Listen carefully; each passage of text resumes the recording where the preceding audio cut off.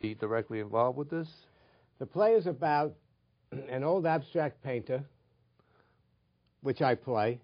I wrote the play a few years back, and it's been revised, and I've been rewriting, and finally we have a production going that starts May 10th at the Pelican Theater on 8th Avenue between 46th and 7th. And it's about an old abstract painter, and we're using some of my paintings in it.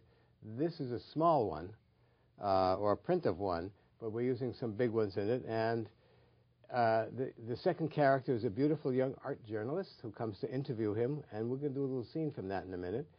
And the third character is the painter's 30-year-old son, and it's not a triangle. It's about the correspondence between people who have the designer genes, genes of brilliance and creativity, regardless of age or background or whatever. So it's a play about art, a little bit about magic, and it's about communication. And what were the origins of this play? You really want to know? Sure. I have never said this publicly, but why not? You're a good guy. I was, at one time, married to a woman who was a theater journalist. And I, of course, was a person working in theater as a mime and a director and an actor.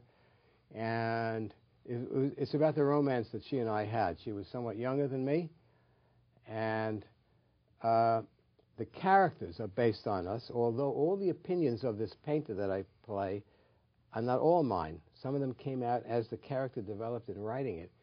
But the basic idea was about the relationship between me and this woman who I was involved with for 5 years. That's where it came from. And we changed it to be a painter and an art journalist instead of a mime and a theater journalist. Well, that sounds great. Knowing from your background that you were in the Living Theater group. Oh, boy. Now you're going back. Yeah, I worked with the Living Theater for 3 years. This was an anarchist, experimental, avant-garde theater group in the early 60s. Is when they did Pirandello and Bertolt Brecht, and I was in the Man is Man by Brecht, and it was the most radical avant-garde theater in New York. It was on 6th Avenue and 14th Street, and it was run by Julian Beck and Judith Molina. She's still functioning as a Living Theater. Julian died some years ago. Yeah, cancer. Yeah, and I was there for 3 years. Later on, they came back. They went to Europe, and they did a lot of experimental stuff and took it to another dimension.